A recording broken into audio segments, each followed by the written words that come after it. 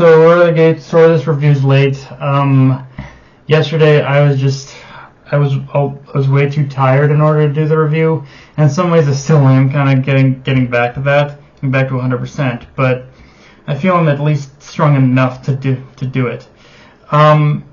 With that said, let's get into the meat and potatoes of this chapter, which is that it's really just covering the aftermath of what happened with Bakugo. And honestly, after this chapter, I'm kind of convinced. Here's the thing. I am somewhat holding out hope that this is just like a stunt on Horikoshi's part, that he will eventually maybe try to bring Bakugo back. I mean, the fact that he didn't really spend so much time to focus on it or linger on it, that shows there might be a possibility there. But at the same time, I do have to admit, the fact that he didn't really linger on it all that much does also tell me that this might be permanent, that I think Bakugo is going to die. Again, I think there's still like a 30% chance he's going to survive, but let's just say that the 50-50 shot I had thought about with whether or not Bakugo was going to live or die just kind of shot to a 70-30 in favor of him dying. Like, I believe a little bit more that he is going to Horikoshi might be sticking to his guns on this one after this chapter, but again, there's still that 30% where he could black out, where he could back out a bit. With that said, though, the other thing is, like, yeah, the villains have, like, what more can really be said about this? Like, it seems like the villains have practically won at this point, or are about to win, like, with Skeptic basically transmitting all for one's, like, I don't know if that's his consciousness, his essence, or just his or just a hologram of him, just kind of the fact that he's transmitting that to the entire world. It's like, yeah, it's basically him. This is basically him, like, he's about to make the proclamation that basically is going to destroy, I think, what's left of human society at this point. Like, that's the, like, it is one of those things where it does feel like a hopeless situation, and that also, it does feel like a really hopeless situation right now, and I like how, like, Horikoshi just compounded on that with this chapter, like, on top of Bakugo being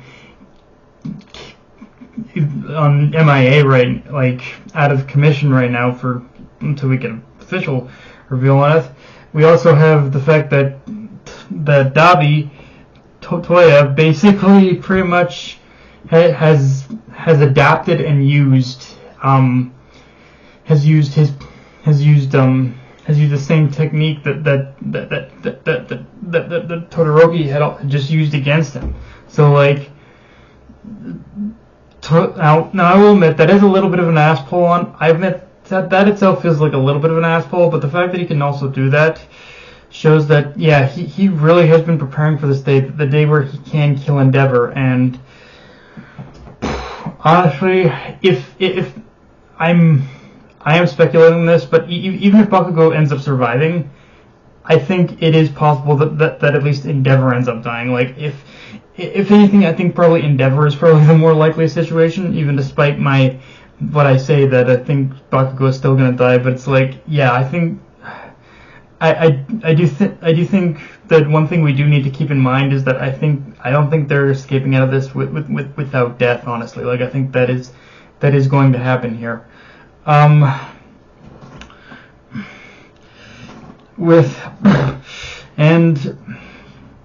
yeah, like, what else?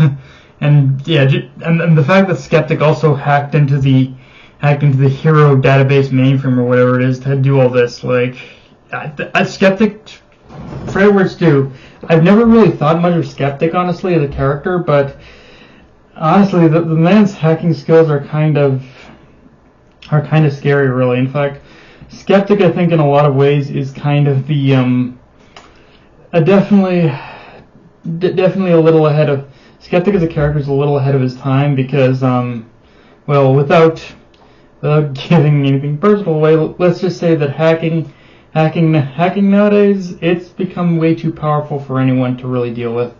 And yeah, like now we one thing we also see is we see now one other thing. Now one thing that does give me a weird little bit of hope, honestly, is that we see one panel where I believe that's where we see a man scratching his face, and I believe that is Chisaki, I believe. So I think Chisaki is almost about to make a move himself. Like it feels like it'll probably end up being, it'll be kind of an interesting twist to see that Chisaki is ultimately the one who maybe ends up like subverting this in some way, or maybe he's part of this, I don't know, but yeah, I'd like to see what Chisaki's doing in this whole situation. And yeah,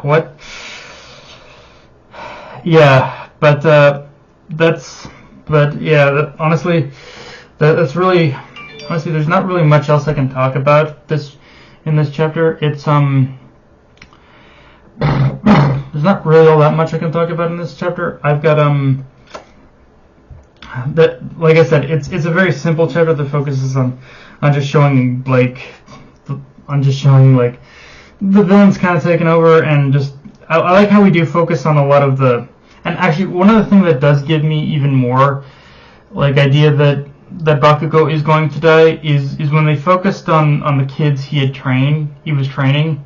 That was where I especially thought, okay, yeah, Bakugo is definitely going to die, unfortunately. And honestly, I'll be honest, this one even has me worried.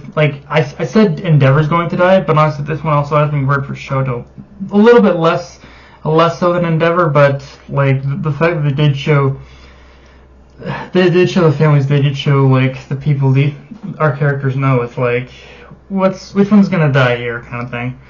And but yeah, guys, that's all I got for this review. If you enjoyed the video, like, comment, subscribe. From on Twitter, Analyst Control. Be sure to notification bell, the subscribe button, and just share the video around, guys. Dark Knight of Oni, signing off.